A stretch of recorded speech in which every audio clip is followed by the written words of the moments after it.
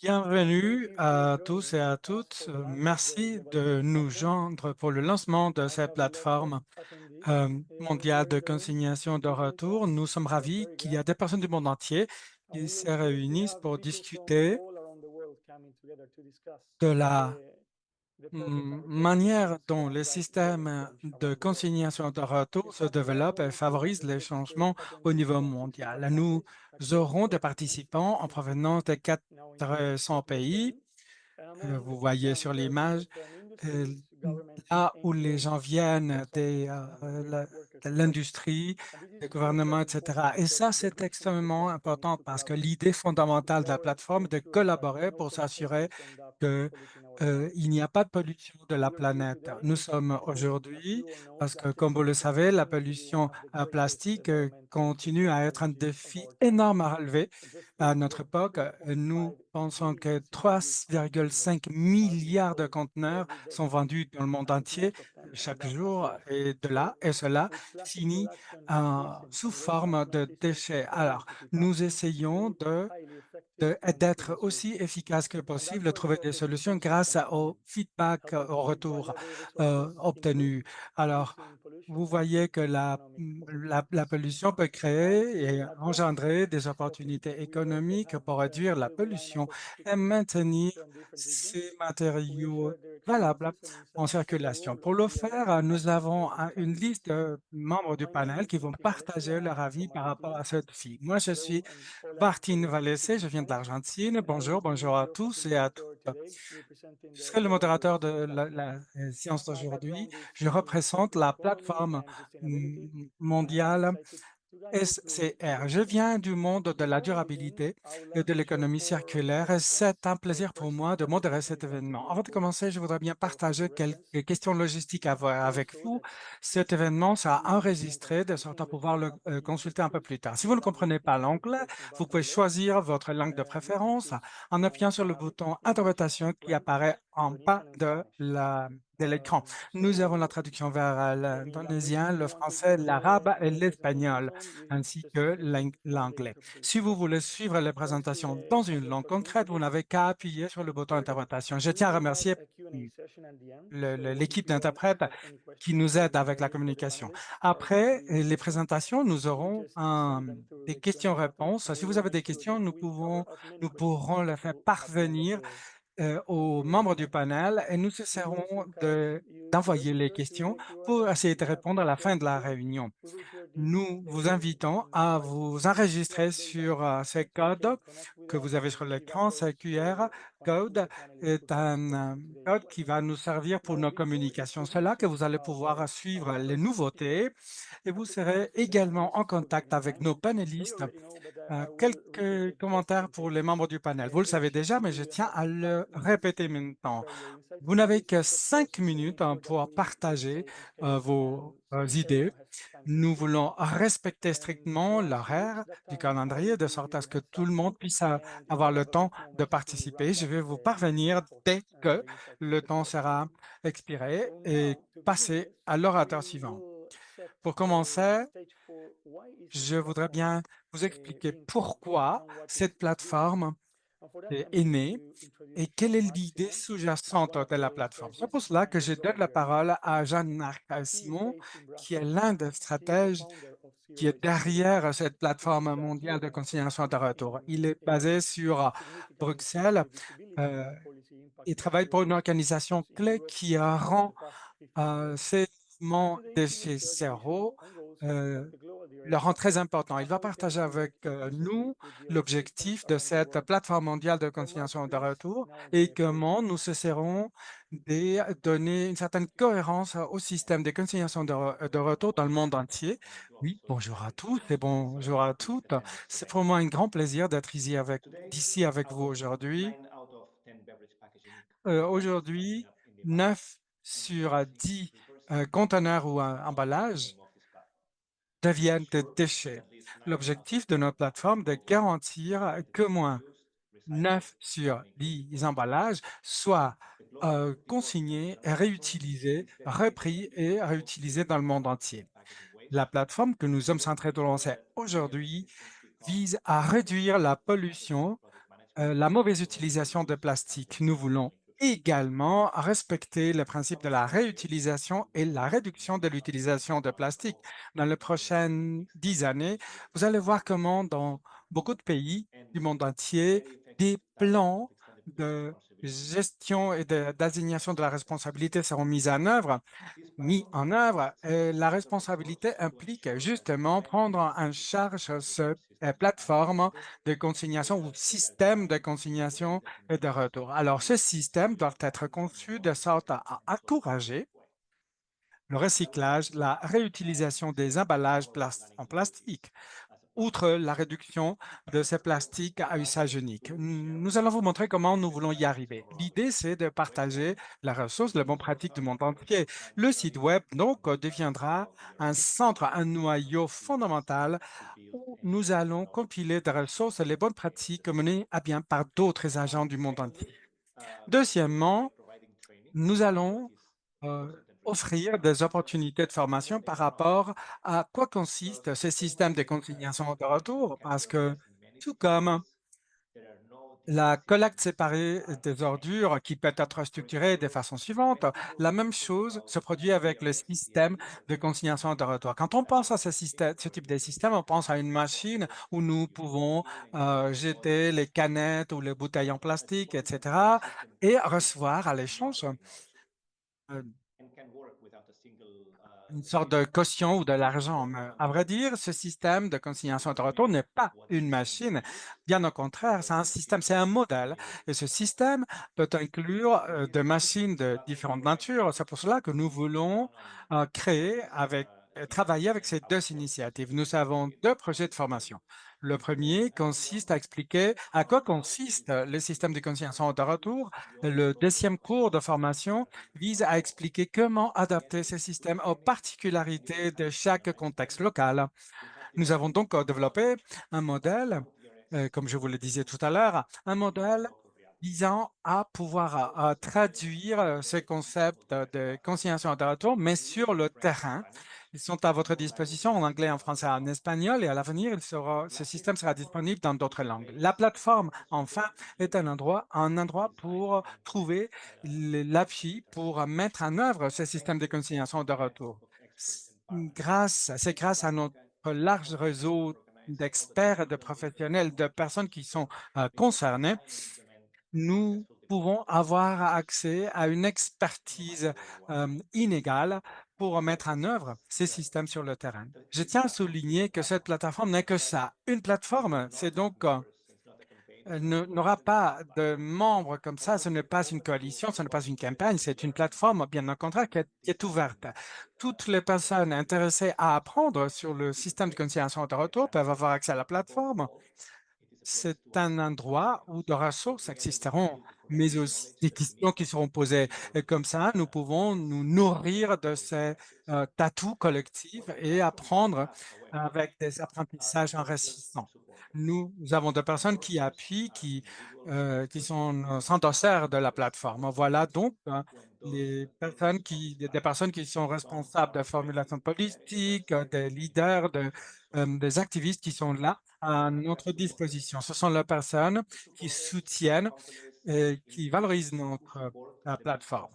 Après, nous avons des entités, des organisations qui soutiennent la mission de la plateforme et qui essayent d'encourager ces systèmes de consignation de retour. Nous sommes en contact avec de grandes institutions importantes du secteur pour obtenir leur appui. C'est pour cela que vous aurez sur le site Web une liste des institutions qui nous appuient et qui nous appuieront à l'avenir. Si vous pensez que les institutions auxquelles vous appartenez pourraient être intéressées à faire partie de la plateforme, n'hésitez pas à vous mettre en contact. Sur le site Web, vous avez davantage d'informations. Je vous anime à vous inscrire pour être au courant de nouveautés et de toutes les ressources. Voilà donc ce que je voulais vous dire. Merci beaucoup pour votre appui. Nous sommes ravis d'entendre la liste des panélistes aujourd'hui. Merci, merci beaucoup. Merci Marc de nous avoir expliqué la vision derrière la plateforme. Sans plus tarder, nous allons faire un pas arrière un tout petit peu pour comprendre pourquoi nous lançons la plateforme. C'est pour cela que je vais inviter Michael Rosset qui va nous expliquer quel est le travail que le Sud global a fait avec le gouvernement, l'industrie, la société civile, quelle est la situation actuelle de la crise mondiale des plastiques et le besoin de ce système de consignation de retour. Michael vit à Barcelone, il a dirigé Return, une campagne politique en Espagne qui existe depuis 10 ans. Il a collaboré avec des gouvernements et des institutions gouvernementales, entreprises en Espagne, au Portugal, en Argentine, au Costa Rica et au Chili. Et il fait partie de cette plateforme mondiale de consignation de retour. Mais, Nickel, vous avez la parole. Merci, Martine. Et maintenant, si ça vous paraît bien, je vais parler en espagnol. Si vous avez besoin d'interprétation, appuyez sur le bouton interprétation. Alors, donc on commence. Chaque minute, 2 millions d'emballages de boissons à usage unique sont perdus dans le monde entier. Au Mont Everest, sur les Champs-Élysées, dans les îles Galapagos, dans mon quartier ou dans vos quartiers aussi. Alors, vendre avec une petite consignation, ce système de consignation résout ce grave problème. Alors, pourquoi la plateforme existe-t-elle? Parce que la quantité de systèmes de consignation déployés de par le monde va augmenter exponentiellement pendant les années à venir. Il va y avoir davantage de systèmes de consignation de retour et davantage encore plus. Donc, le système doit être de bons systèmes convenables à tout le monde et faciles à utiliser par les consommateurs. Ils doivent être efficaces pour les autres entreprises. Ils doivent être convenables pour ceux qui prennent en charge la collecte urbaine. Ils doivent être utilisables par le gouvernement, etc. Il n'y a un seul système dans le monde entier qui soit égal aux autres. Donc, c'est critique pour les leaders d'agir au niveau local. C'est la seule façon de bien agir. Donc, cette plateforme mondiale a commencé à mettre en contact les connaissances, les expériences, les experts et les responsable de résoudre le problème engendré par les déchets dans le monde entier. Donc, nous s'agissons à l'échelle mondiale avec l'industrie, avec le commerce, avec toutes les parties prenantes. Pourquoi? Parce que toutes ces instances seront connectées et deviendront de plus en plus connectées grâce à la plateforme. Donc, connaissance globale plus connaissance locale avec un leadership fort au niveau local va garantir la mise en œuvre de bons systèmes, de bonnes options. 20 millions de canettes, de briques et de bouteilles ont été perdues dès le début de cette présentation. 20 millions dès le début de ma présentation, de la présentation. C'est pour cela que nous allons avoir de plus en plus de magasins dans le monde entier, indépendamment du fait qu'on achète de l'eau, de la bière ou du jus, on va nous demander une petite quantité à l'échange de retourner un emballage vide, tout simplement pour retourner la boîte, la bouteille, le brick ou la canette vide. Cette initiative a contribué avec tant d'autres initiatives à notre réussite. Merci beaucoup. Merci beaucoup, Michael, d'avoir partagé avec nous toutes ces idées, cette vision.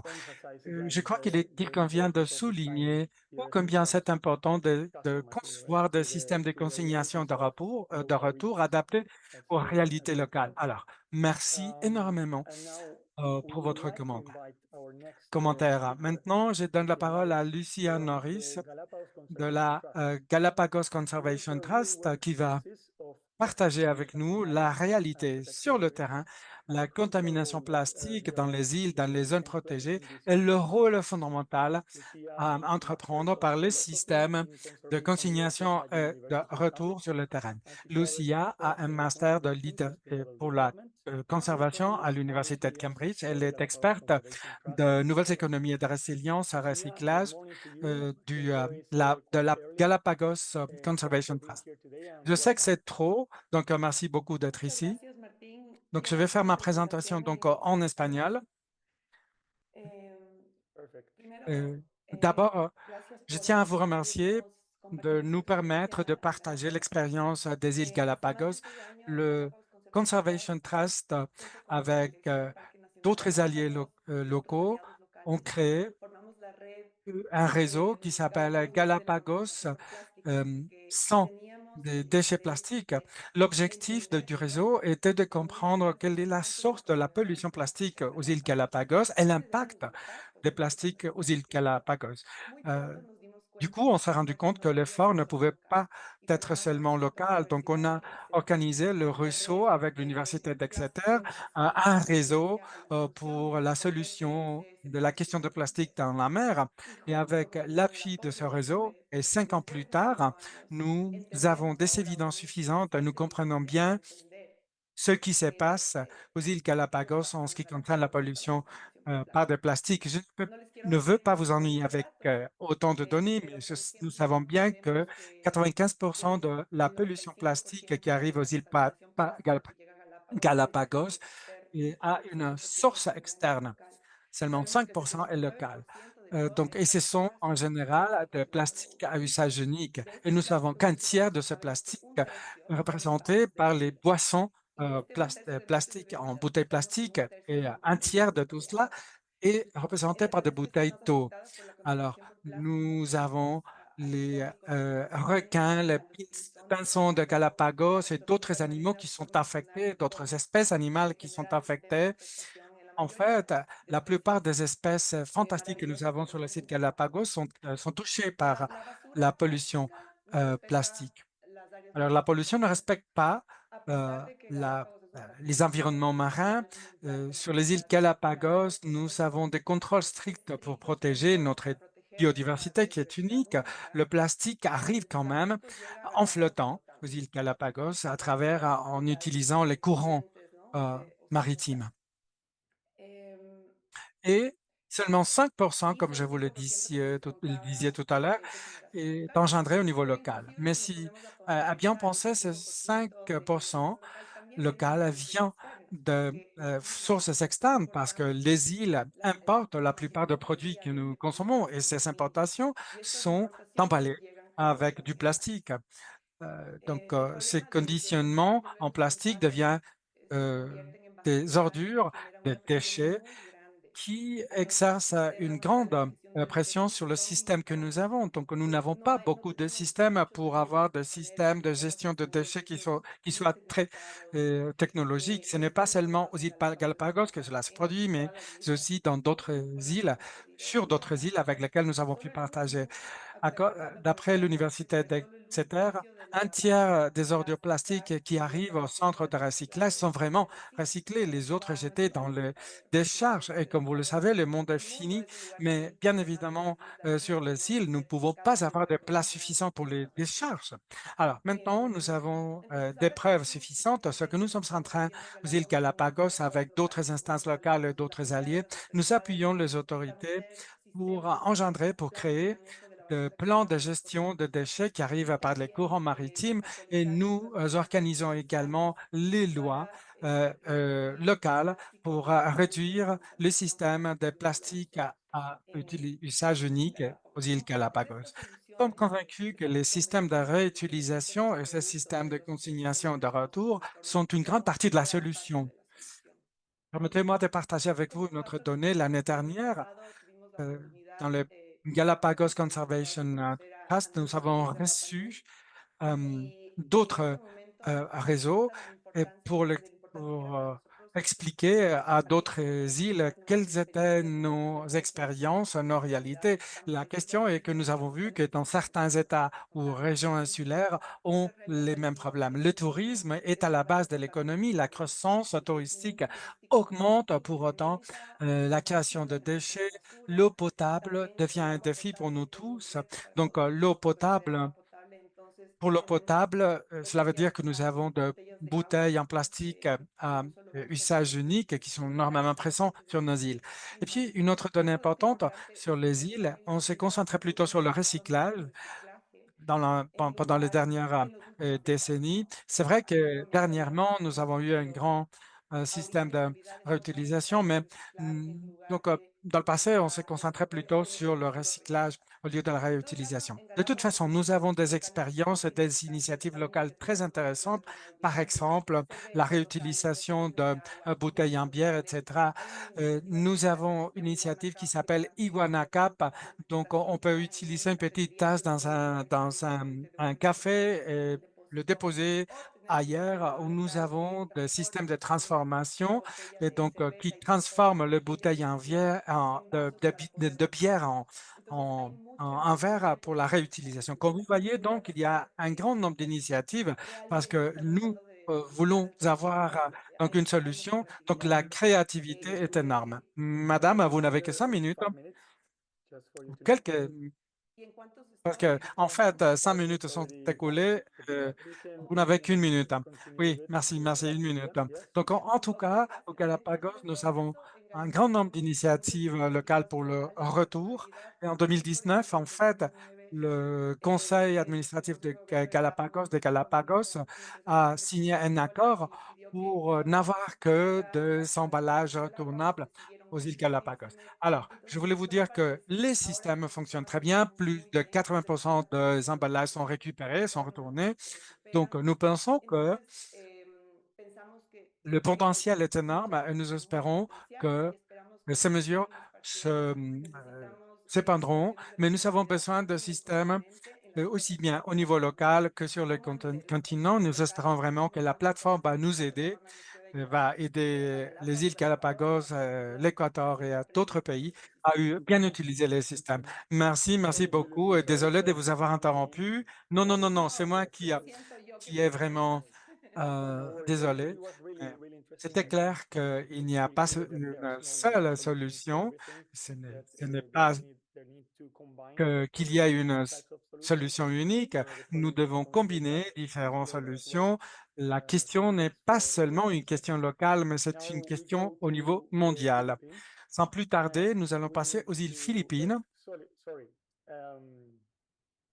et donc on passe des îles Galapagos aux îles Philippines, un autre endroit avec un écosystème marin vraiment riche qu'il faut protéger.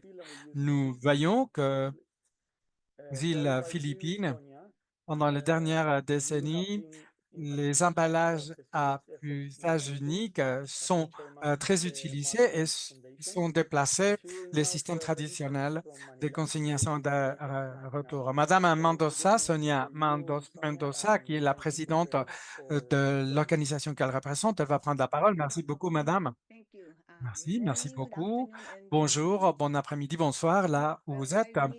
Pourquoi devons-nous passer à la réutilisation des emballages? On estime que le volume total de production plastique arrivera à 34 milliards de tonnes, c'est-à-dire 4 fois plus que la production actuelle. 4 fois de plus que la production actuelle. Aux Philippines, 165 millions de pièces en plastique sont utilisées par jour. Les activités humaines dans des zones commerciales, dans des zones résidentielles, euh, polluent les routes maritimes et en particulier tous les courants d'eau qui débouchent sur la baie de Manila. Le Manille, cela touche Malabon, La Botas, Las Piñas et Paraña, c'est-à-dire des villes qui sont vraiment touchées par cela et touchées également par des inondations. Donc, pas seulement la vie naturelle est en danger, mais aussi les probabilités de feu est augmentée et la biodiversité marine est réduite. Un grand nombre des systèmes en plastique ne sont plus utilisés après d'une utilisation unique. Plus de 200 villes et communautés pratiquent ces systèmes déchets zéro. Les communautés qui sont à la tête de ces systèmes déchets zéro utilisent des systèmes décentralisés pour la gestion des déchets. Cependant, même si nous avons connu un grand succès par rapport à certains exemples, les villes les plus petites doivent gérer un grand volume de déchets en plastique. Donc, on a besoin d'avoir une approche nationale en, en passant, par exemple, une loi pour la réutilisation des emballages qui serait complémentaire euh, à la loi d'assignation de responsabilité pour le recyclage. On a besoin d'un système bien conçu pour la consignation et le retour,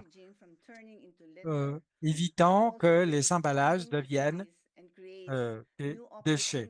Ce système créera de possibilités d'emploi.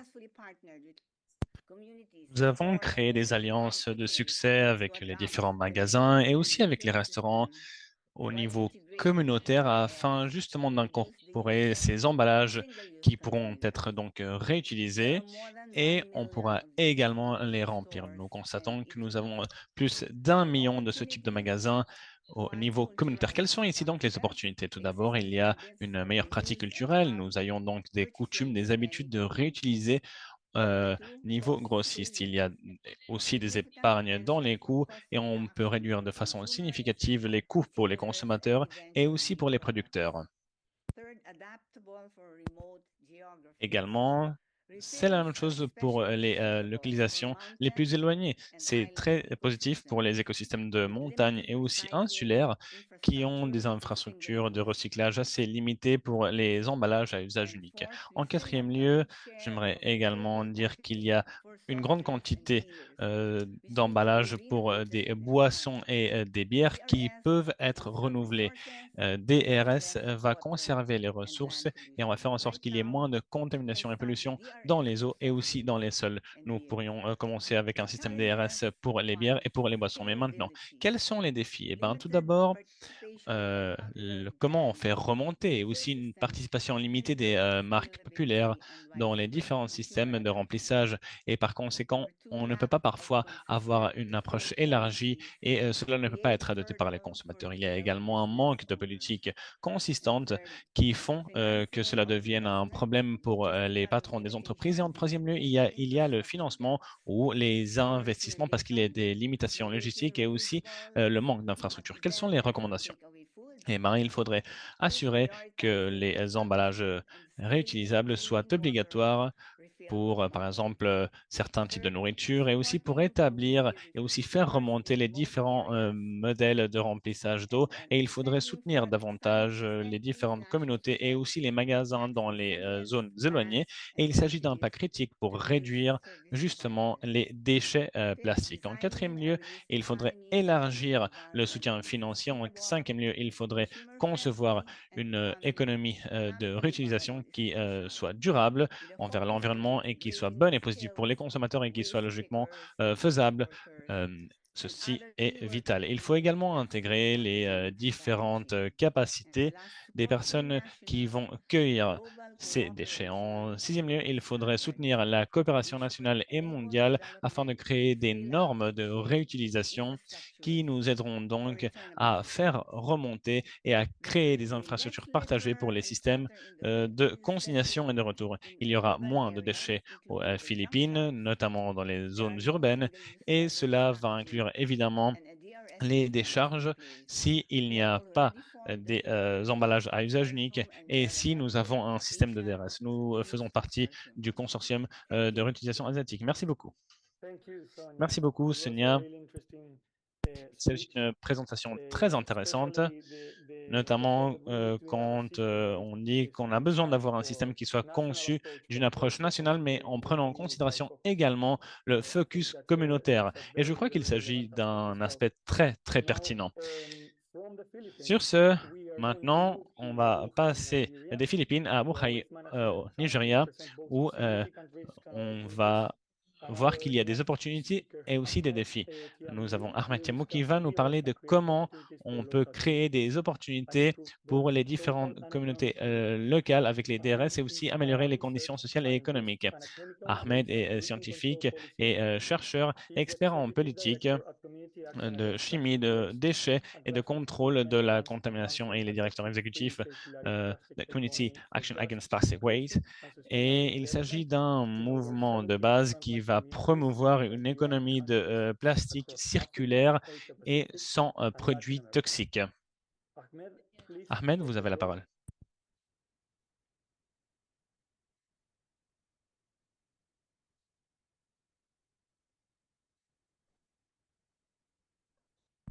Est-ce que vous m'entendez? Merci beaucoup, Martin. On vous entend, bien sûr. Merci beaucoup, Martin.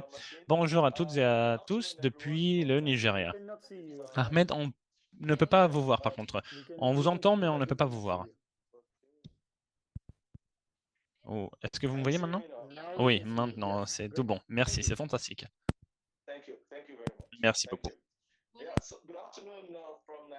Bonjour depuis le Nigeria.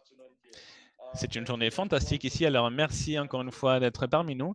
Et ici, nous allons aborder un sujet qui est très intéressant. Nous allons parler des systèmes de réutilisation et de consignation. Il s'agit donc d'un système qui est très important pour toutes les couches de la société, niveau national, niveau mondial et bien évidemment, c'est aussi très important pour la communauté.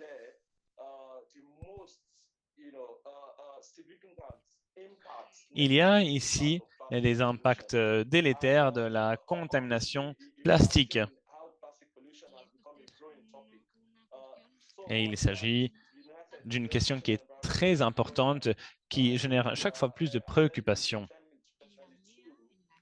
À la UNEA, à l'Assemblée des Nations Unies pour l'environnement, nous avons parlé d'un traité mondial, d'un accord mondial afin de lutter contre la pollution et la contamination issue des plastiques.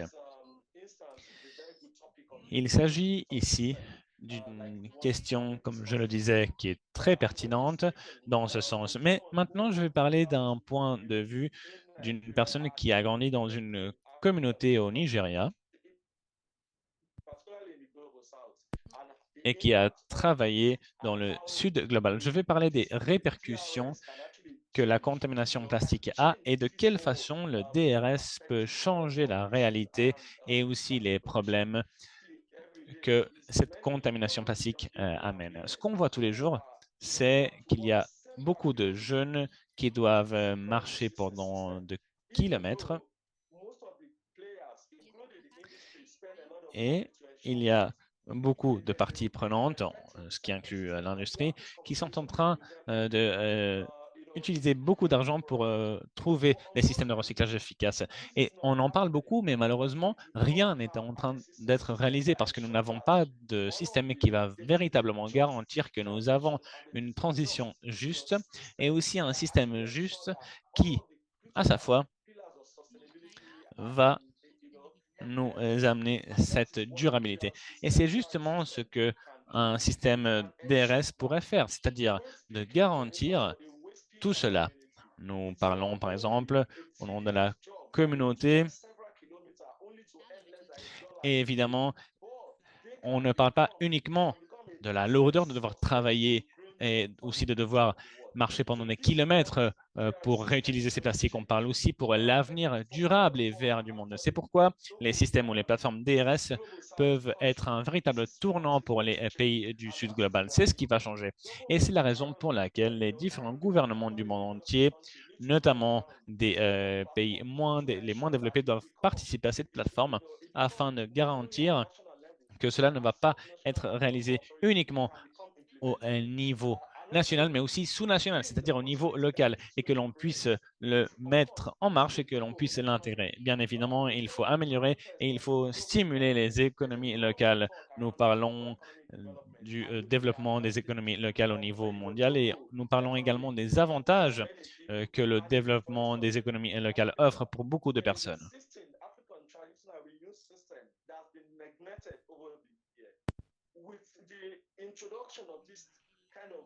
Avec l'apparition d'une plateforme DRS comme celle que nous avons face à nous, tout va changer parce que nous allons constater que les gens sont plus enclins à réutiliser. Et cela veut dire que les solutions locales dans l'Afrique traditionnelle vont voir qu'il y a une opportunité afin de réutiliser les matériaux. Cela va réactiver l'économie locale. au Nigeria, il y a des exemples de jeunes qui perdent des opportunités d'emploi, par exemple, et tout cela peut changer. Et c'est ce qui est arrivé pendant les dernières 30 années. Mais encore une fois, tout va changer parce que si nous utilisons cette opportunité, pardon, nous allons pouvoir justement amener plus d'opportunités pour les personnes. Cela va également signifier à l'avenir que tout le monde va être moins exposé à des produits chimiques délétères, nocifs, qui sont présents donc dans les plastiques. Cela veut dire également qu'on va arriver aux communautés locales. Nous allons établir des conversations informelles avec différents secteurs. Nous allons réduire les risques et nous allons créer beaucoup plus d'opportunités pour tout le monde, ce qui inclut des opportunités économiques pour les personnes locales. Et en dernier lieu, tout cela va garantir que nous allons accélérer l'impact de la transition vers une économie circulaire et vers une économie circulaire qui, en plus, ne va pas être toxique. Quand nous parlons d'économie circulaire, il y a beaucoup de définitions, sachez-le bien sûr, mais quand je parle de ça, je parle spécifiquement des cadres de politique qui vont nous aider à mener à bien cette transition et qui vont garantir que cette transition se réalise vers une économie circulaire. Et voici ce que le système et la plateforme DRS peut nous amener. J'espère que cette plateforme nous aidera à changer. Je pense qu'il s'agit d'une opportunité fantastique. Je suis très ému et j'espère que tout le monde va participer et va collaborer afin que l'on puisse faire parvenir ce message à toutes les parties prenantes, surtout aux décideurs politiques, parce que nous devons continuer de travailler main dans la main avec les décideurs politiques afin d'assurer que l'on puisse réutiliser et aussi consigner afin d'avoir un avenir durable et juste pour nous tous. Merci beaucoup. Merci beaucoup, Ahmed. Un petit commentaire, tout simplement, parce qu'il y avait des interférences dans votre son.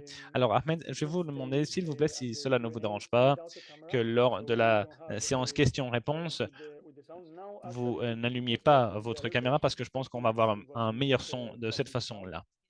C'est vrai que pendant les premières minutes de votre exposé, cela a été un peu compliqué. Donc, quoi qu'il en soit, merci de partager vos avis et vos approches sur cette transition juste et je suis sûr que beaucoup de personnes auront des questions.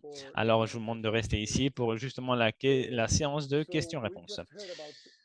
Alors, Ahmed nous a parlé justement de comment le DRS peut capaciter les communautés euh, locales. Et maintenant, nous allons passer à Uruguay, où El Abrojo a travaillé avec des personnes en risque d'exclusion sociale et on leur a permis d'accéder à la formation et aux emplois. Nous avons donc Leonardo Sejo avec Pedro Del Prato, qui est psychologue social et fondateur de El Abrojo. Ils vont partager leurs perspectives sur comment le DRS peut créer des opportunités d'emploi et aussi stimuler la transition juste. Léo, Pedro, bonjour à tous les deux. Bonjour. Comment vous vous trouvez? Est-ce que vous allez bien? Très bien, on vous entend très bien. Très bien, nous allons parler en espagnol et nous contrôlons le temps parce qu'on sait très bien qu'on a 5 minutes. Alors, on va justement essayer de parler sur les sujets liés à l'inclusion et à l'exclusion sociale. Alors, on va maintenant vous faire un petit exposé sur notre organisation. Il faut savoir que notre organisation a toujours inclus l'inclusion sociale en tant que pilier et surtout en Amérique latine parce que ces sujets qui sont plutôt liés au recyclage, la gestion de déchets, causent un véritable problème d'inclusion sociale. Alors, Pedro va maintenant nous faire parvenir son approche euh, sur tout cela et on va aussi également vous faire parvenir quelques commentaires. Merci de nous avoir invités tout d'abord. Merci à toutes et à tous. Et bon, il faut savoir que nous sommes une organisation qui est née il y a 36 ans. Nous sommes présents à Uruguay et nous, nous sommes surgis de différentes problématiques sociales. En 1995, nous avons commencé à travailler dans le sujet de l'inclusion sociale et aussi de l'emploi. Et il y a eu pardon, un autre sujet émergent, c'est-à-dire les sujets environnementaux qui ont surgi avec beaucoup de force. Et à partir de l'année 2006, nous avons également commencé à travailler avec les sujets socio-environnementaux. Alors, dans ce sens, l'une des forces que nous avons trouvées dans notre chemin, c'était que justement les problèmes environnementaux généraient des opportunités de travail. Quand je parle de travail, je parle des opportunités de développement économique pour la collectivité qui se trouvait dans ou parmi les secteurs les plus vulnérables. C'est pourquoi nous avons travaillé dans plusieurs points pour stimuler l'inclusion sociale. On parle ici de l'efficacité énergétique, la pêche artisanale, les sujets liés à la gestion de déchets, à comment nous allons incorporer d'une façon ou d'une autre l'inclusion sociale aussi dans les sujets verts et effectivement à partir de l'arrivée transversale de différentes parties prenantes où, en quelque façon, il fallait responsabiliser entre tous les différentes problématiques qui avaient été générées. Dans ce sens, nous nous sommes dit, afin qu'il y ait une opportunité, nous devons assumer qu'il y a un problème. Et donc, on doit le résoudre. Le problème, ce n'est pas un problème individuel, c'est un problème collectif. Et donc, le fait d'assumer cette approche nous offre l'opportunité pour ces systèmes, de notre point de vue, bien évidemment, de mettre en exergue les solutions que nous allons trouver. Si on ne les met pas en exergue, elles ne vont pas marcher. Il n'y aura pas d'opportunité. Par contre, on n'assume absolument rien. On va dire non, c'est le problème d'autrui, on va sûrement essayer de minimiser les coûts, ou alors bon, c'est un problème de l'État, mais ce n'est pas notre problème. Alors, assumer un problème veut dire qu'on doit essayer de trouver et de chercher l'opportunité. Et puisqu'on a très peu de temps ici, nous voulions également vous montrer certaines caractéristiques de ce système afin que les opportunités avec l'inclusion sociale aient lieu. En Uruguay, la loi établit l'obligation de prioriser l'inclusion sociale quand on pense, par exemple, à la gestion des déchets, entre autres. Et donc, ce système, à notre avis, devrait aborder en même temps un aspect qui est lié à la dignification de l'emploi. Si on valorise le besoin parce qu'on assume justement tout cela, il doit avoir une valeur sociale et par conséquent une valeur économique aussi. Il y a un aspect clé que mon collègue va commenter sur la formation, génération de compétences dans ce type de population, parce que ce n'est pas assez avec le fait d'octroyer de la valeur. Non, afin que l'inclusion existe de façon véritable, nous devons penser à former les secteurs de la population qui ont besoin de plus d'outils ou d'éléments.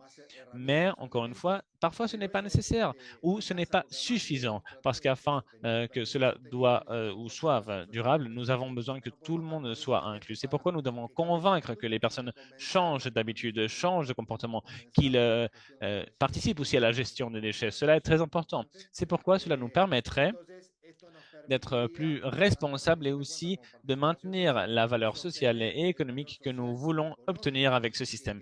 Et de plus, on pourrait bâtir une viabilité politique parce que s'il n'y a pas de valeur sociale, cela n'aura pas de valeur politique au moyen et au long terme. On a besoin de maximiser les efforts publics et privés. Et Pedro, on va maintenant vous donner quelques idées des caractéristiques de formation, parce que ce n'est pas une formation classique. Non, on doit parler d'une population très spécifique, très particulière dans un contexte d'emploi également très spécifique. Alors justement, il faudrait essayer croiser les différentes opportunités socio-environnementales avec des populations ou des collectifs vulnérables. Et cela représente un défi très important où nous devons avoir une véritable volonté politique et il faut avoir les ressources nécessaires pour le faire.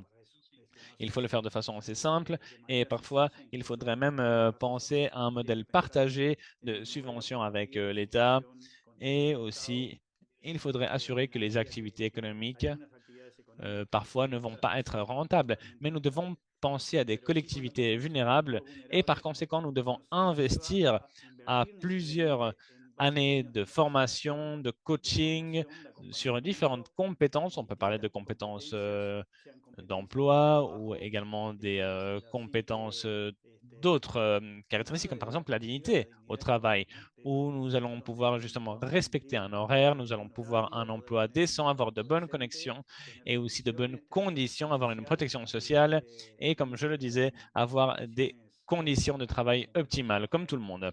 Et afin d'aboutir à cela, on a eu besoin de 6 ans de travail parfois, dans certains des cas, avec des collectivités vulnérables, afin que l'on établisse des coopératives de travail et qui soient autosuffisantes à partir de ce qu'elles ont pu générer dans leur propre processus de recyclage déchets. Et c'est pourquoi nous avons eu besoin du soutien de l'État pour ce faire.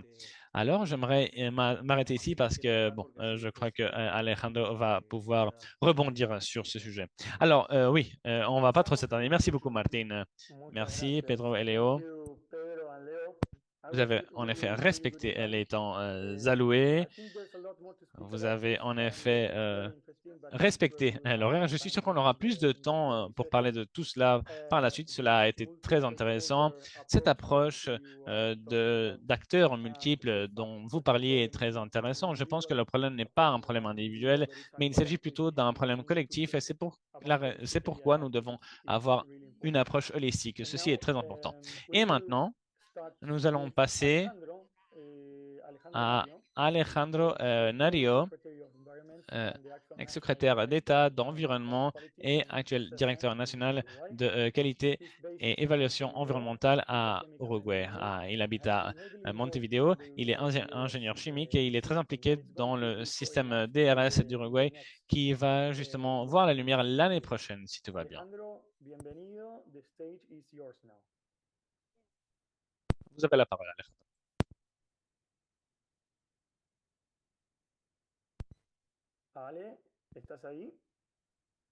Bonjour.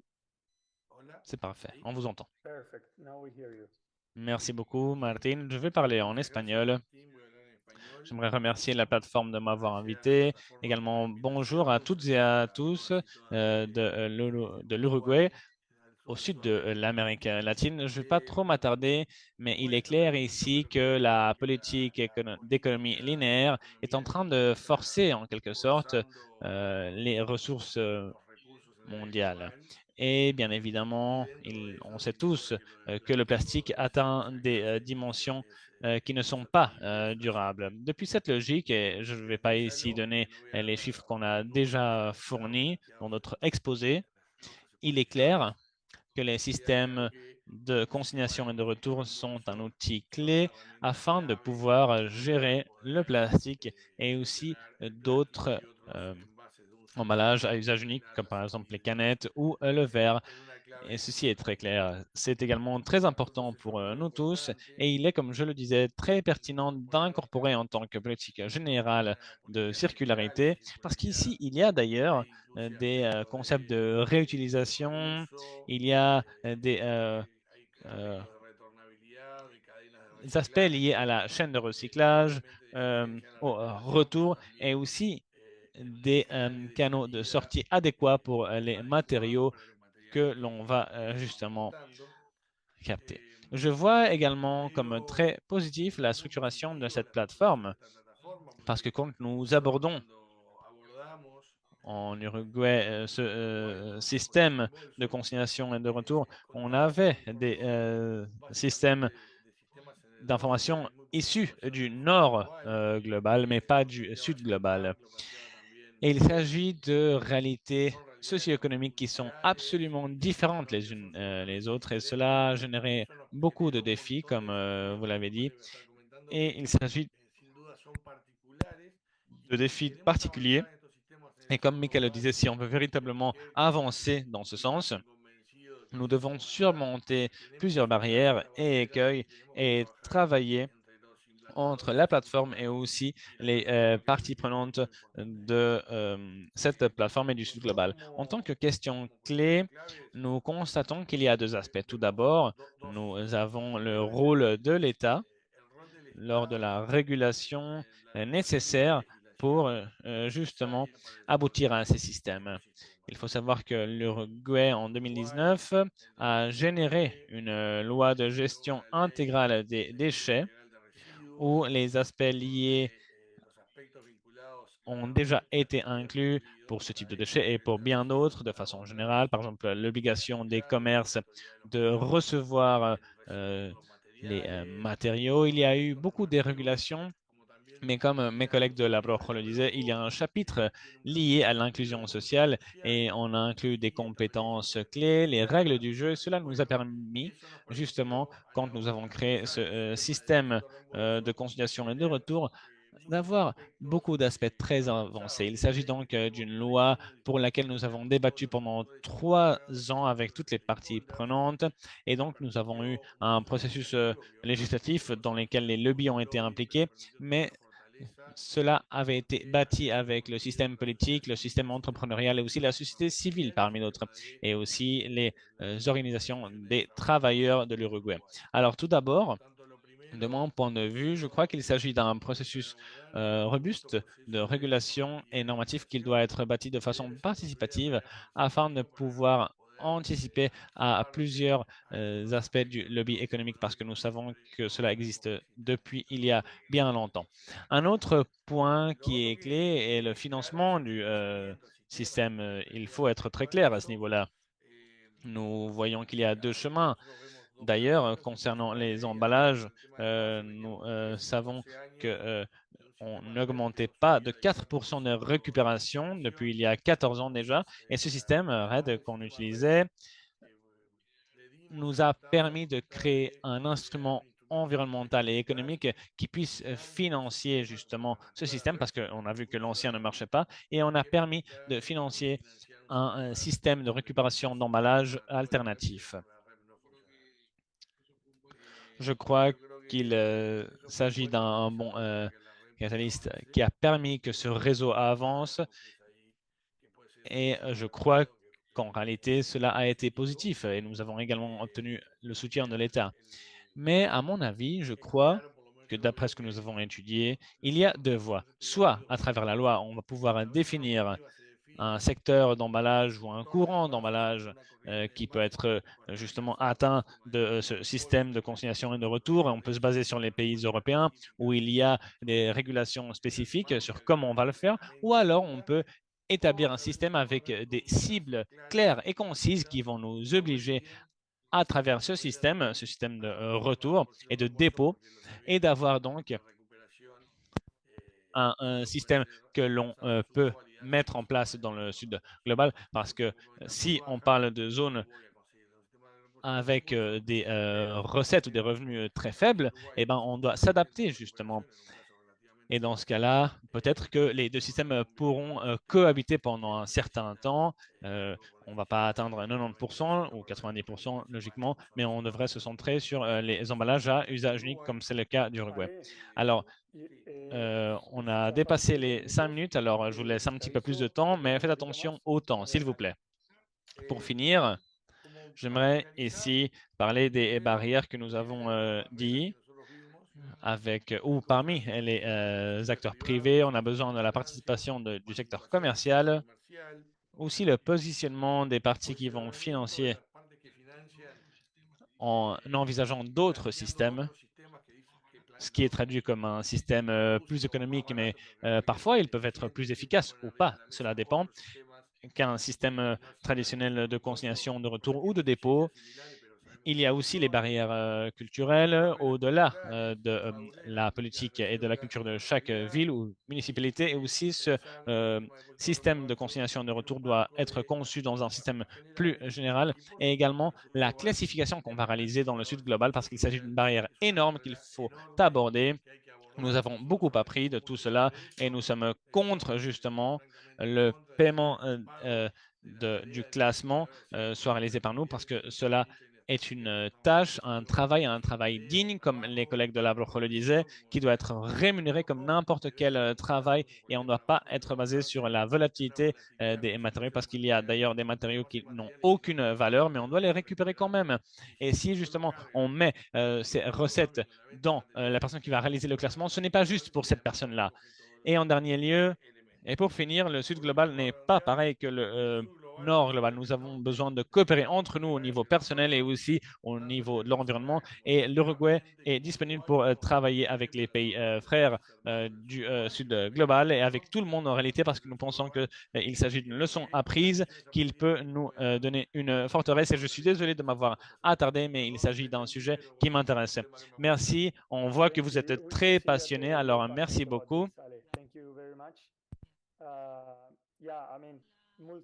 La perspective de multiples parties prenantes que vous avez mentionnées implique justement différents points de vue de la chaîne. Et ceci est fondamental parce que cela fait que les systèmes soient conçus de façon adéquate, c'est-à-dire qu'ils soient adéquats aux réalités du terrain. Je crois qu'il va y avoir plusieurs questions et aussi plusieurs commentaires. J'en suis convaincu.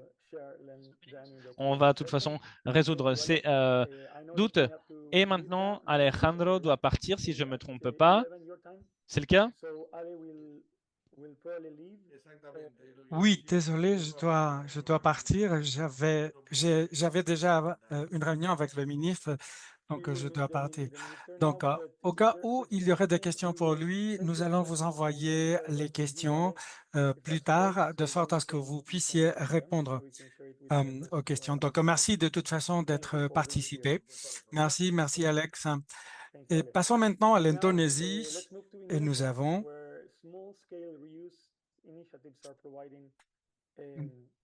des solutions avec ces bons systèmes. Nous avons Tissa Mafira qui vient d'une organisation sans but lucratif pour des solutions, Plastic Diet Indonesia. Elle donc faisait partie de cette organisation travaillant sur la défense de politiques, les politiques sur les plastiques à usage unique. Elle est experte des politiques publiques. Il a un rapport avec le système sans but lucratif, les gouvernements, les entreprises. Merci beaucoup, Martine. J'aime bien voir que dans ce séminaire, on fait le tour du monde entier. C'est fantastique de connaître d'autres initiatives de systèmes de consignation de retour qui se produisent dans le monde entier. Merci pour la présentation. Je viens de Plastic Dye Indonésie, qui est membre du consortium pour la réutilisation en Asie. Mon organisation est membre de la plateforme également, de cette plateforme mondiale ADRS. Notre vision, notre objectif, en fait, est la réutilisation aussi que possible, tout type d'emballage. Réutiliser, réutiliser, réutiliser. Et après la réutilisation euh, jusqu'à la fin, recyclage. Puisqu'on parle de ce type de système, nous devons prendre en compte que nous avons besoin de, deux pièces rendant ce système circulaire. Nous avons besoin de deux pôles de choses. D'abord, la conception de produits pour être réutilisés. Les produits doivent être durables. Ils doivent pouvoir être euh, euh, blanchis. Ils peuvent, ils doivent pouvoir être séparés par pièces, etc. D'une part. D'autre part, nous avons besoin de cette autre, disons, partie de ce modèle, c'est-à-dire un système garantissant que tout le produit soit réutilisé. C'est pour cela que nous avons besoin d'une logistique inverse, nous avons besoin d'installations de nettoyage ainsi que de facilitateurs, pour ainsi dire, des facilitateurs qui deviennent un encouragement pour les consommateurs de sorte à ce que les emballages soient retournés. Ça, c'est également euh, un appui pour que les consommateurs, que les producteurs produisent des emballages retournables. C'est pour cela que nous avons besoin de ce système de consignation et de retour. Je voudrais bien expliquer comment ces initiatives de réutilisation à petite échelle euh, ont connu un essor en Indonésie. Elles ont été répliquées et un grand nombre d'initiatives pareilles sont mises en œuvre. En Indonésie, en Asie en général, nous avons déjà une certaine connaissance de cette réutilisation. Ça fait partie de notre culture, de notre expertise locale, parce que dans le passé, tous les commerçants, tous les magasins ont toujours utilisé des systèmes de réutilisation. Nous avons toujours utilisé des emballages, des conteneurs réutilisables, même si on est en train de perdre cette pratique.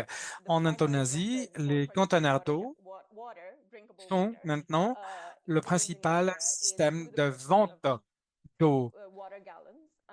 Alors, ces conteneurs, ces emballages de bouteilles, d'eau sont vendus et lorsque l'eau finit, ces conteneurs sont rendus, encore une fois, à l'endroit où on les a achetés et donc le commerçant nous donne de nouveau la caution qu'on avait laissée et qu'on peut utiliser pour acheter la nouvelle carafe d'eau. Et cela peut être appliqué à l'eau et à bien d'autres produits. Donc, on est déjà euh, en connaissance de ce système de consignation de retour. Donc, nous avons déjà une certaine expérience et nous voyons que ce système peut bien être appliqué pour d'autres produits outre l'eau, par exemple le lait, l'huile, le ketchup. Donc, il n'y a pas de raison ne nous permettant pas d'utiliser ce système de consignation de retour qui existe déjà en Indonésie, mais avec d'autres produits. Nous devons bien comprendre donc la façon dans laquelle ce système fonctionne. Si nous avons davantage d'opportunités d'apprentissage entre les différents secteurs et les différentes régions du monde, nous serons à même de généraliser ce système de consignation de retour. Comme Jean-Marc l'a dit au début, le système de consignation de retour n'est pas une machine très moderne d'un supermarché comme nous pouvons voir dans beaucoup de pays de l'Europe. En Indonésie, nous avons différentes façons de ce système de consignation de retour. Par exemple, les carafes d'eau dont j'ai parlé il y a quelques instants. Donc, laisse une petite quantité d'argent en liquide qui est récupérée une fois qu'on retourne la carafe. Pareil, quand on achète des choses sur Internet à la maison et les produits est envoyé à la maison, au moment où on retourne l'emballage dans lequel le produit est arrivé, on reçoit une partie de la quantité payée initialement. Alors, quand on reçoit un colis, on peut retourner le colis vide et à ce moment-là, on reçoit la quantité payée comme, disons, caution ou consignation. Pareil pour les emballages, d'autres produits réutilisables qui peuvent être retournés dans des établissements organisés et préparés à cette fin. Nous avons également des personnes qui travaillent pour la collecte de ces boîtes ou emballages. Nous pouvons peut-être avoir de petits euh, magasins, épiceries par exemple, où l'on peut aller retourner les emballages. Comme vous voyez, cela n'exige pas beaucoup d'investissement. Ces systèmes sont faciles à mettre en œuvre, mais ces systèmes sont basés sur la confiance entre les vendeurs et les consommateurs, parce qu'en fin de compte, ce que nous visons maintenant, c'est faire des économies de coûts. Et donc, ce type de système est basé sur la confiance. J'espère que la plateforme qui est mise en marche aujourd'hui va permettre d'établir des lien fort parmi les parties prenantes. Merci, merci Tisa d'avoir respecté le temps parfaitement. Maintenant, nous allons passer à la dernière présentation de notre collègue du Sénégal en Afrique, Madame Tidjani Deschesero Sénégal Gaïa Afrique, qui va nous expliquer, nous donner son avis. Elle vient du secteur de l'ingénierie, elle était entrepreneuse, elle a mené à bien différents projets au niveau local pendant les dernières années. Elle va partager son expérience euh, par rapport à expériences locales, les défis qu'ils sont dû relever et c'est dont on a besoin pour repliquer ce type de projet à l'avenir. Donc, Farima, vous avez la parole. Bonjour à tous, j'espère que vous m'entendez dans la bonne langue. Euh, oui. Donc, bonjour à tous, moi je fais partie de Gaïa et en ce moment je suis au Sénégal. Je travaille aussi avec les entrepreneurs, donc je vais un peu apporter une touche entrepreneur, mais avant de commencer, je voulais dire que je suis très jalouse de Tisa et de ce qui est possible de faire en Indonésie. J'espère que ça va bientôt être le cas au Sénégal. Nous, aujourd'hui, on a des difficultés avec le réemploi parce qu'au Sénégal, dans les projets actuels, le réemploi, il coûte très cher. Donc, les entreprises, elles sont toutes seules. elles ne sont pas en consortium. Et donc, du coup, quand elles essayent de mettre en place des projets de réemploi, ça coûte très, très cher parce que c'est encore à petite échelle. Donc, j'ai des exemples, par exemple, d'entreprises comme Club Chosan qui ont essayé de mettre en place des réutilisations de bouteilles de lait en verre, etc., et qui ont dû arrêter parce que ça coûtait trop cher de faire la logistique de retour. Ça, c'est un. La deuxième chose, c'est que c'est compliqué pour eux de nettoyer. Donc, on a des exemples de restaurants qui ont arrêté de faire des réutilisations de paille, etc., parce que en cas de rush, quand il y avait beaucoup de monde, c'était compliqué de tout nettoyer. On a même une entreprise qui s'appelle Paille Tifa et qui donne des pailles réutilisables faites avec une herbe locale qui s'appelle le Tifa et qui est obligée de récupérer les pailles utilisées dans chacun des restaurants pour les nettoyer eux-mêmes et les redonner au restaurant. Mais vous imaginez bien que ça coûte très cher en termes de logistique. Donc, malheureusement, on a encore beaucoup de consignes au Sénégal et de petit à petit, ces consignes sont en train de disparaître. Euh, Par exemple, on a l'exemple de Coca-Cola qui a été consigné jusqu'à il y a 2 ans.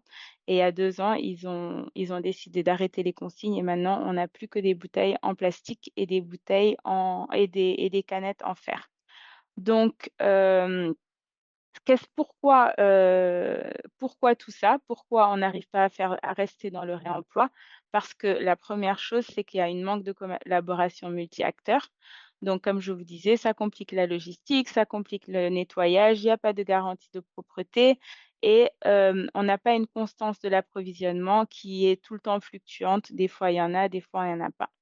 Donc, au Sénégal, nous, à Dansonia, on essaye de mettre en place des projets de systèmes communs où on va avoir différents individus qui font le même travail et qui vont se regrouper en consortium pour pouvoir avoir des contenants qui peuvent passer d'une personne à l'autre et pour ne pas, eux, s'occuper de la logistique, s'occuper du nettoyage, etc. Et donc, on est hyper content de voir qu'il y a des plateformes comme Global Deposit and Return System qui se créent parce que justement, toutes ces barrières qui sont créées entre la différence entre l'usage unique et le réemploi vont être gommées. La logistique va se mettre en place pour les deux. Donc, ce ne sera pas une logistique qui sera mise en place seulement pour les systèmes de réemploi. Tout le monde va devoir rendre ses emballages. Ça fait qu'on va mutualiser les coûts de collecte pour tout le monde et pour l'usage unique et pour la réutilisation. Et donc, ça va les mettre au même niveau. En les mettant au même niveau, ça va aussi aider par rapport à la sensibilisation des citoyens parce qu'ils vont juste être habitués à reprendre des emballages, à les rendre, à payer une consigne et on ne va pas leur dire c'est pour ce système qui est bon pour l'environnement que tout à coup on vous demande de le faire. Non, ils vont le faire pour tout. Et donc, du coup, ça va gommer toutes nos difficultés par rapport à la mise en place du réemploi.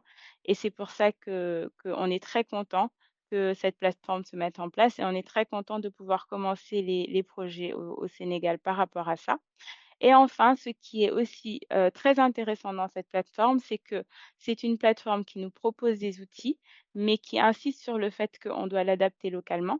Et du coup, en l'adaptant localement, des associations comme nous qui travaillons avec les populations vulnérables et spécifiquement dans ce cas avec les ramasseurs de déchets, on pourra les intégrer dès le début dans la conception des projets qui seront accompagnés par cette plateforme et être sûr que on pourra les compter à l'intérieur, leur donner une transition, leur proposer une transition juste, leur donner une place à l'intérieur du système et surtout accompagner des reconversions ou des formations pour qu'ils puissent être partie intégrante du système. Voilà, ça fait 5 minutes pour moi. Merci, merci Farima.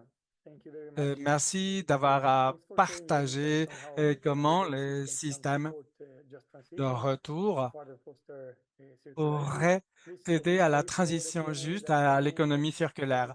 Alors, restez pour la séance questions-réponses à la fin. Je suis certain qu'il va y avoir beaucoup de questions, des questions auxquelles on pourra répondre. Avant de passer aux questions-réponses, je ne sais pas si John, Marc ou Michael voudraient prendre la parole maintenant. Je voudrais vous inviter à dire quelque chose d'autre au cas où vous le considérez nécessaire. Les commentaires euh, finaux.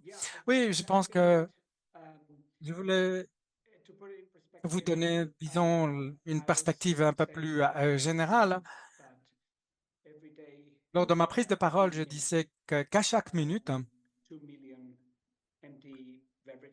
2 millions d'emballages de boissons à usage unique sont perdus dans le monde. À chaque minute, à 2 millions dans le monde entier.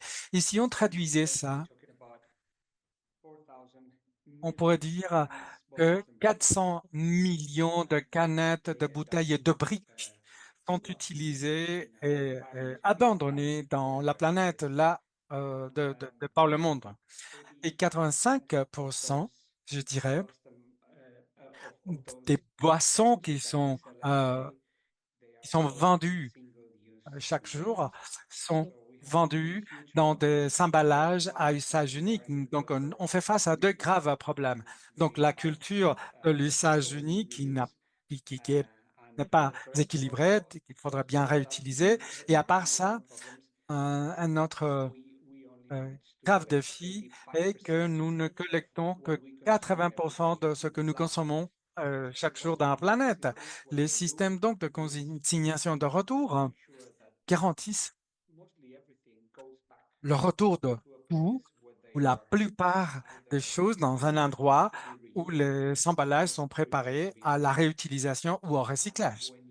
Alors, quand nous donc mettons en marche un système de consignation de retour, ce système devrait être organisé de sorte à rendre l'utilisation des emballages et cette concurrence plus équilibrée et juste.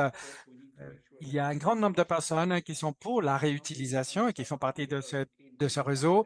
Et bien évidemment, nous ne voulons pas que les choses, que les emballages soient abandonnés partout, comme j'ai pu constater personnellement. Et nous devons nous assurer qu'un équilibre entre ce qui est recyclé et qui est réutilisé est atteint parce que cet équilibre n'est pas atteint. Donc, avant, on réutilisait, maintenant, on n'a que de produits à usage unique. Donc, nous devons retrouver cet équilibre. Nous devons tout vendre avec une petite caution ou consignation de sorte à que tout le monde aille dans le magasin à retourner les emballages et comme ça, les gens vont décider de acheter réutilisation ou usage unique.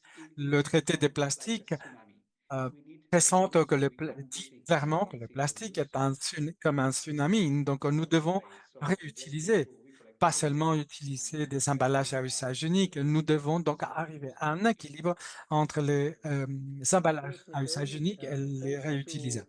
Merci Michael. Merci à tous les participants, à tous les orateurs et oratrices. C'était fantastique de voir votre expérience. Donc, nous avons 10 minutes maintenant et donc on passe à la à la séance, pardon, questions-réponses. Nous avons beaucoup, beaucoup de questions qui ont été posées. Alors, je vais vous lire les questions. Je vais faire les questions, lire les questions aux intervenants. Donc, première question. Que pensez-vous de retomber de ces modèles sur le groupe de collecteurs de déchets? Est-ce que cela peut être positif pour l'environnement? Que se passe-t-il avec la question sociale de tout cela? Je ne sais pas si Léo ou Pedro voulaient répondre à cette question. Quel est votre avis donc par rapport à l'impact de tout cela sur de ces modèles sur la question? Oui, merci pour la question. Bah oui, justement, le point de départ est pour nous qu'il s'agit d'une question environnementale. Donc, nous devons résoudre la question environnementale d'une part et la question sociale d'autre part. Donc, les l'impact le plus grand est sur les groupes vulnérables de tout ce qui est environnemental, je disais. Donc, inclure les populations vulnérables doit être clé pour bien aborder le problème. Ils doivent faire partie de la solution. Nous ne devons pas laisser personne nous ne devons laisser personne arrière pour résoudre les problèmes, vraiment.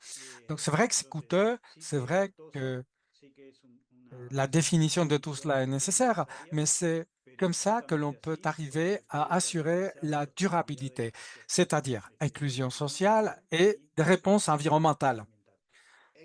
Plus concrètement, dans notre système, nous avons fait une proposition avec, en fait, Martine et Michael, donc une proposition d'appui à ce travail. Donc, dans le système, les populations vulnérables font partie du système. Le système a différentes composantes, y compris la sensibilisation, le travail pour la communauté, etc. Donc, il faut avoir une approche, disons, générale et les groupes vulnérables doivent faire partie de tout cela. C'est pour cela que Pedro parlait de formation.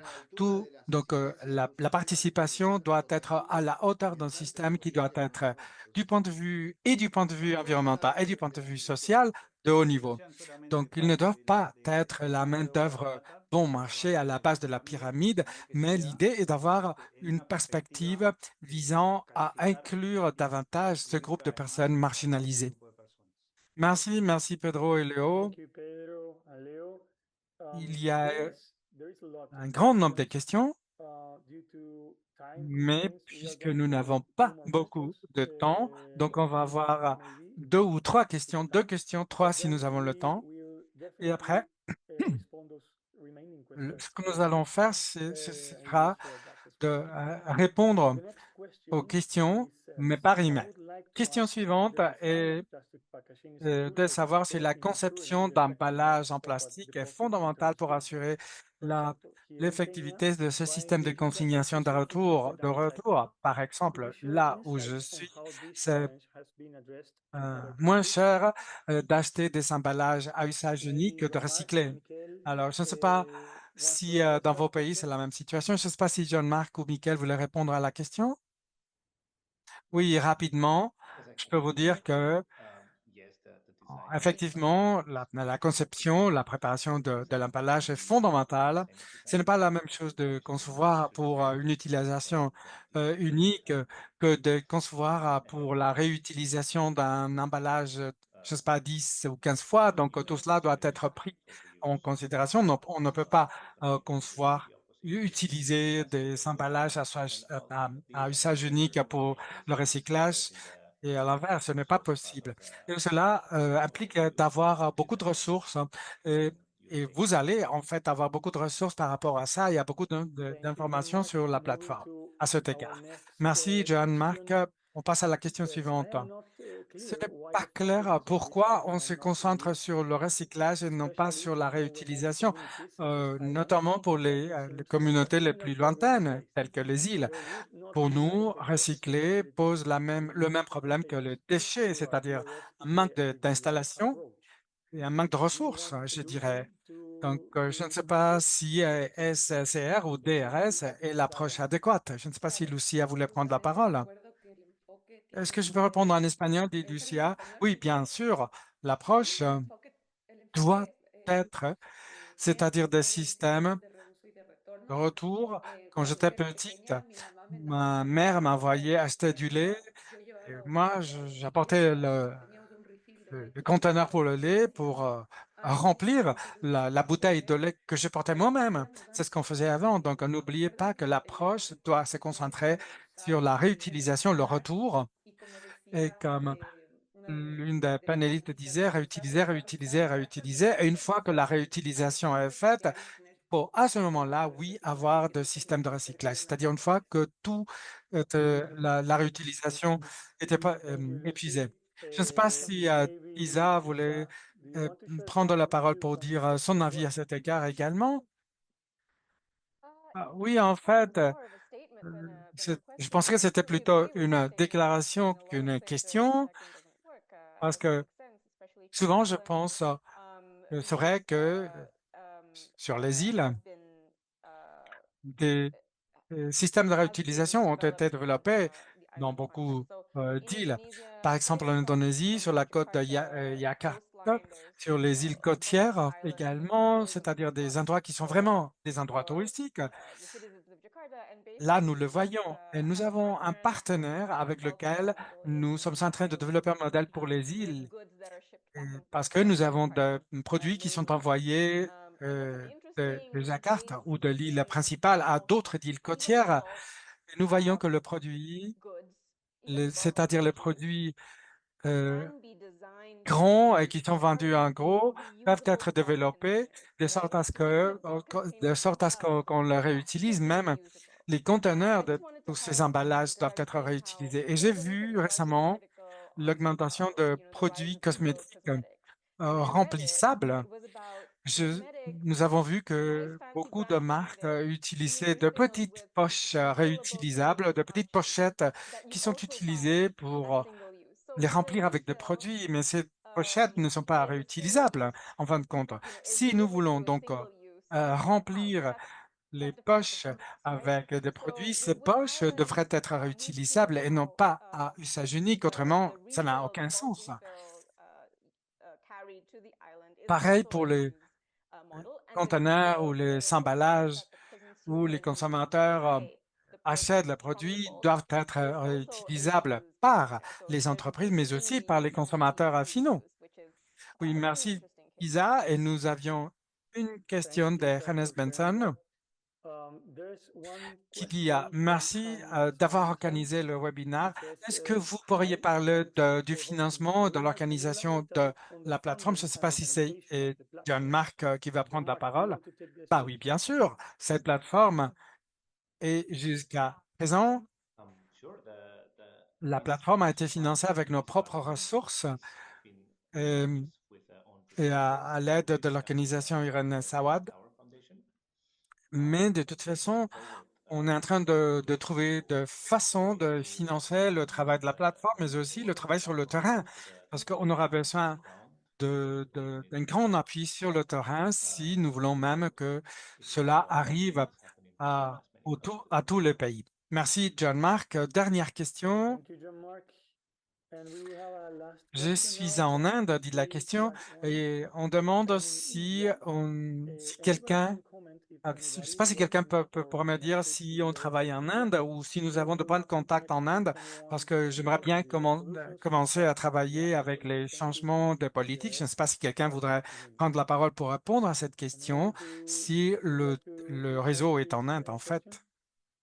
Oui, en fait, les membres de l'Inde font partie de ce consortium de réutilisation de l'Asie et nous travaillons avec des parties prenantes en Inde.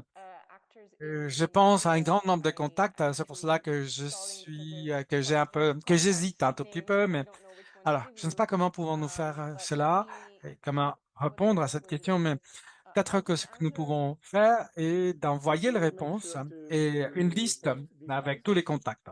Alors, je suggère à la personne qui nous a posé la question de nous contacter et comme ça, nous sommes à même de lui envoyer les points de contact directement. Je ne sais pas de toute façon si Lisa voulait les mentionner. Également, oui, nous avons un représentant en Inde, Pingi Changan. Je peux vous mettre en contact et elle pourra vous mettre en contact avec un grand nombre de parties prenantes de la réutilisation en Inde. Merci, merci beaucoup. Donc, on va vous faire parvenir euh, la liste des contacts. Dernière question. Je ne sais pas, Michael, si vous voulez rajouter quelque chose. Oui, merci, Martine. Les systèmes de consignation de retour sont pour des emballages à usage unique, réutilisables. Pour la collecte, nous devons mettre en marche tout cela parce que nous devons tout euh, recueillir, ceux qui sont, enfin, les produits qui sont réutilisés et les autres. Donc, nous devons mettre en marche de politiques garantissant la collecte. Donc, la tendance est justement vers l'usage unique et nous devons arriver à un équilibre, mais la plateforme veut s'assurer que le système de collecte est là pour s'assurer que toutes les bouteilles, les canettes sont recueillies et éviter qu'elles soient abandonnées dans la nature. C'est ce qui se passe jour le jour. Merci, Michael. Je pense qu'on a dépassé le temps alloué. Et pour en conclure, je voudrais vous indiquer quelques conclusions de cette séance, euh, séance. Donc, un résumé de la séance. Ça, c'est une grande opportunité pour développer d'autres modèles euh, de consignation en retour, notamment dans le sud global. Nous avons entendu différents intervenants, différents points de vue. Tout cela a des retombées sociales et économiques réelles. Donc, si nous unissons les connaissances, les ressources et les principaux acteurs, nous y arriverons à bien gérer la situation. Et c'est avec ça que nous serons pour le développement du leadership local. C'est pour cela que nous devons travailler ensemble pour mener à bien euh, les solutions. Nous avons besoin d'une collaboration robuste. Donc, avant de conclure, je voulais partager encore une fois le code QR de sorte à ce que si vous n'avez pas pu scanner, faites-le maintenant. Et c'est en utilisant ces codes que nous allons recevoir vos questions, vos commentaires, et nous allons nous assurer de vous répondre dans le jour à venir. Au nom de la plateforme mondiale DRS, je tiens à vous remercier. Je tiens à remercier les intervenants. Je tiens à remercier tous ceux qui se sont joints aujourd'hui, notamment ceux qui se sont joints tard le soir en Asie. Et merci d'avoir partagé avec nous vos expériences. Nous allons conclure ce mouvement ensemble, donc on se reverra dans peu de temps. Merci beaucoup à tout le monde. Merci à tous et à toutes. Merci, au revoir.